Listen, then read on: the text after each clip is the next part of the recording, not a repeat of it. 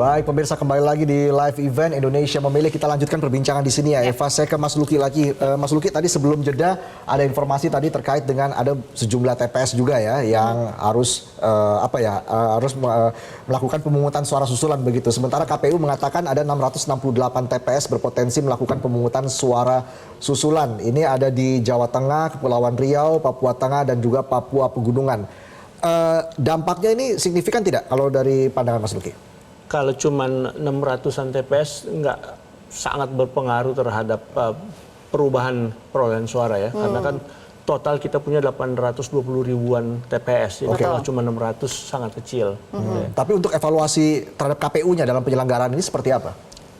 Nah itu kita harus lihat apa penyebab dilakukan pengulangan. Apakah karena tadi ada beberapa TPS yang tergenang karena hujan dan seterusnya, atau ada TPS yang kemudian tidak bisa melaksanakan proses pemungutan dan perhitungan suara karena bencana alam yang lain, atau memang karena ada kelalaian dari si petugasnya.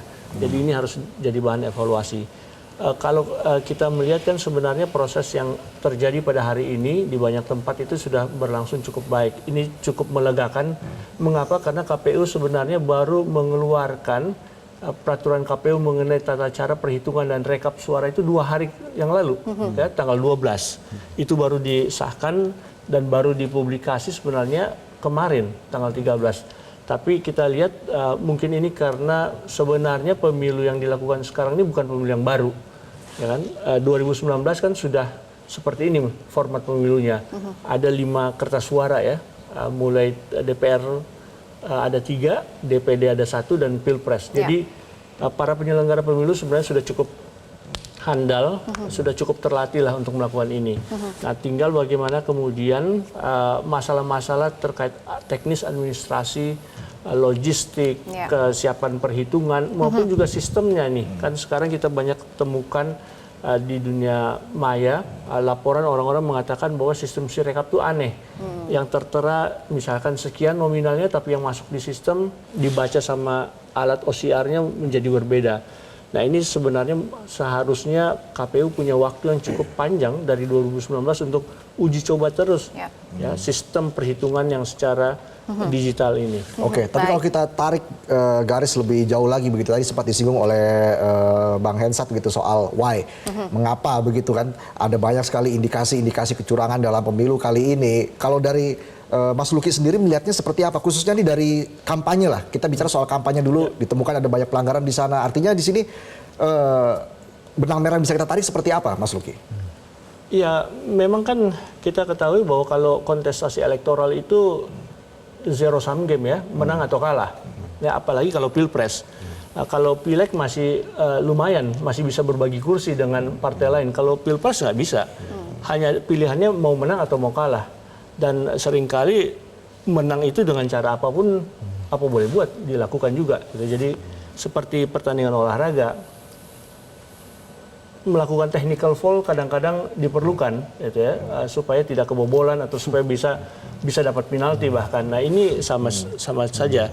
Tinggal kita bicara sekarang fair play-nya seperti apa. Ya, itu yang pertama. Jadi para peserta pemilu harus tahu batasannya, harus tahu batas etikanya, di mana fair play itu harus dilakukan.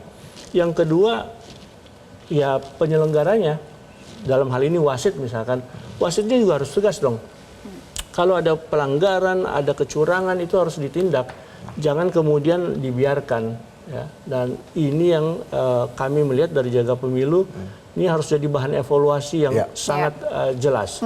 Yang ketiga adalah dengan indikasi bahwa penggunaan instrumen negara yang masih marak dilakukan.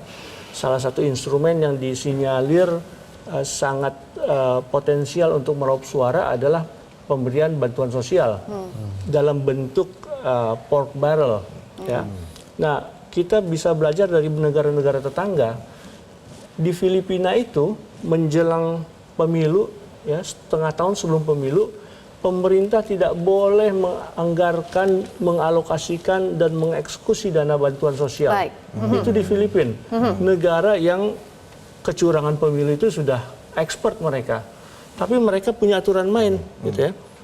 Tidak boleh bansos itu dikeluarkan tidak boleh selama mengeluarkan kampanye bantuan-bantuan ya. sosial selama masa pemilu. Nah, Jelajahi cara baru mendapatkan informasi. Download Metro TV Extend sekarang.